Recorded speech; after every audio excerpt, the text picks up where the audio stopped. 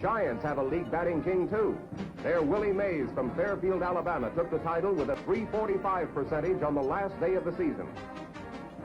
Only twice before had the rival batting champions met in a World Series.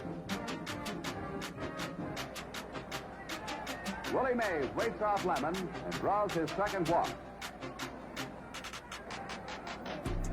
On the first pitch to Thompson, Willie steals second.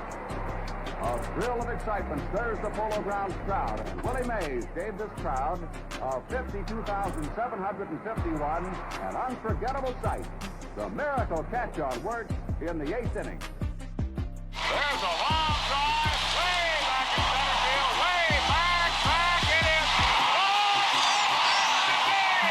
Willie Mays just brought this crowd to its feet with a catch which must have been an optical illusion to a lot of people.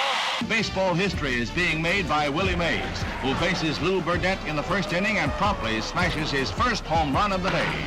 Only 8 men, including the great Lou Gehrig, have hit 4 home runs in one game. Today, Willie is joining that select circle. The Say-Hey Boy was hitless in this series against the Braves until today, but he bounces back with a vengeance. His round-tripper in the 4th is a 400-foot belt. The fences are bending today, for other players are on home run sprees too. Before the game's over, there'll be 10 circuit crops, including the incomparable Willie's 3rd blast in the 6th. All hit with everything behind it.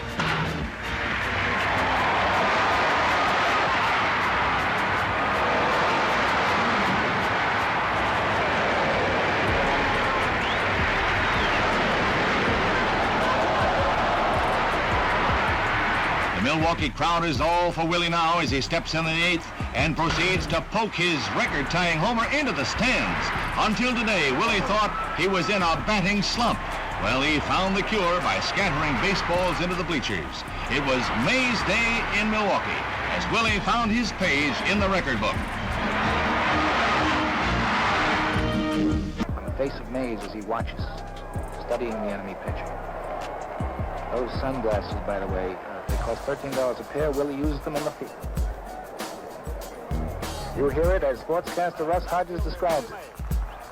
There's a swing, a long pass, and he's right down the field, and you can tell it. Bye-bye, baby! And the fans go wild. Out in left field, a policeman comes up with the ball. What do you do with it now, officer?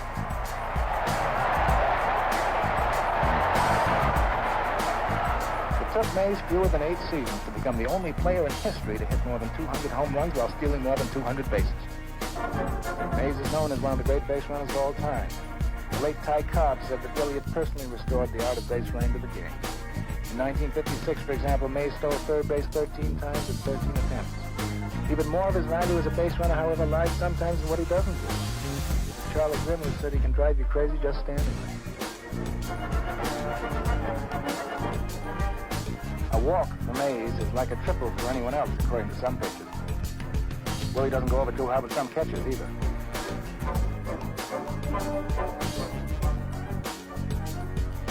Sometimes he just walks home, as in this case when teammate Tom Haller hit the grand slam home run.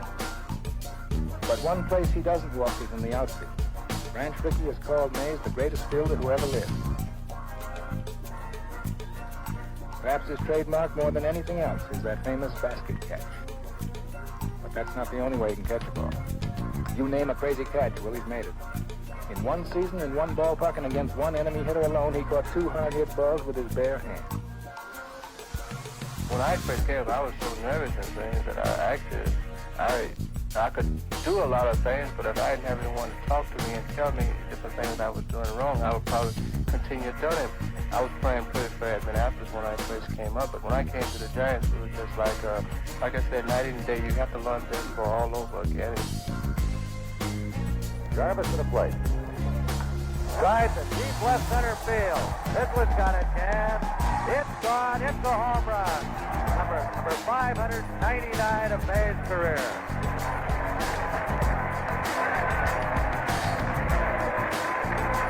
And then in San Diego, it happened. On his first. Here's the pitch to Willie. Swung on, hit deep to left. That one is way back, way back, way back.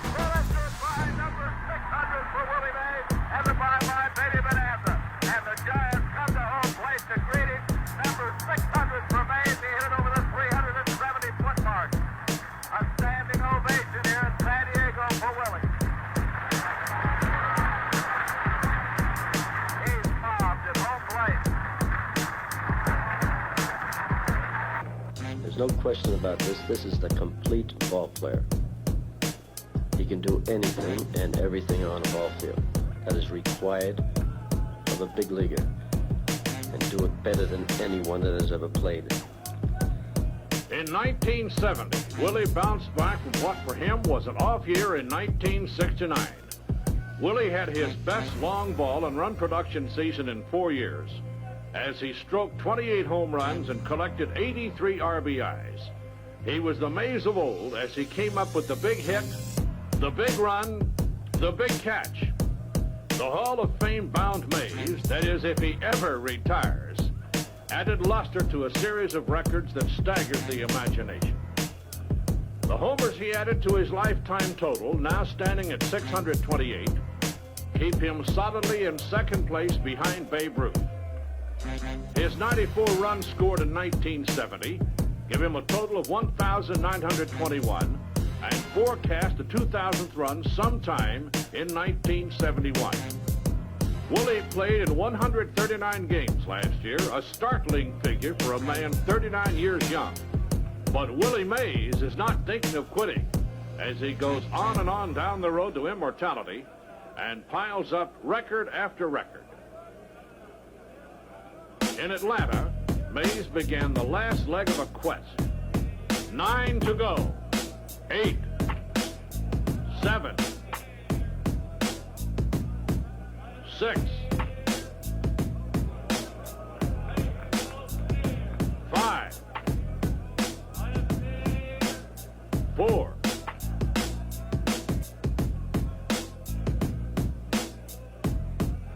3, 2. So the runner's ready to go. Morton sets. He throws to Mays. There's a long drive to deep right center field. Way back it goes and held it by Willie Mays. Number 2,999 for Willie Mays.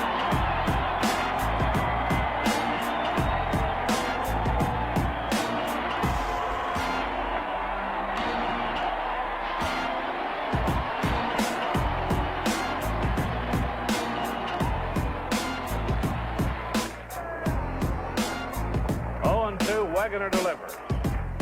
Mays hits it into left field. There goes number 3,000. Willie Mays gets his 3,000th base hit.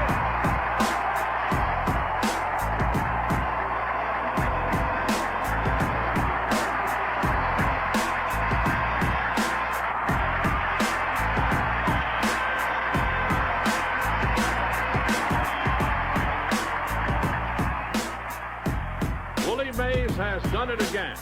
He has brought the baseball world to a standstill. With the league president, Charles Feeney, Hall of Famers Stan Musial and Carl Hubbell, and Monty Irvin, who helped Mays at the start of his baseball career, all cheering him on. Twice, Willie Mays has been named the National League's most valuable player. He has won 11 Golden Glove Awards for fielding excellence and holds many national and major league batting records. But the award that he probably cherishes most was given to him during festivities at Candlestick Park in August. Many of Mays' former teammates were there as they honored Willie Mays as the greatest giant ever.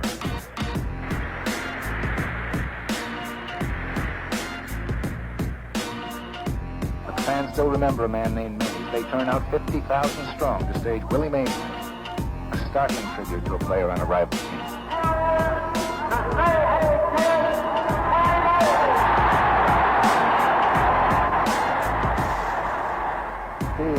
It's just one of those thrills that a lot of times you can't explain them. You just have a chill that runs up and down your spine a lot of times. I only had 2 days in baseball, and both of my days was at New York, and I still feel that I'm grateful for the people that are around New York for thinking the way they do about me.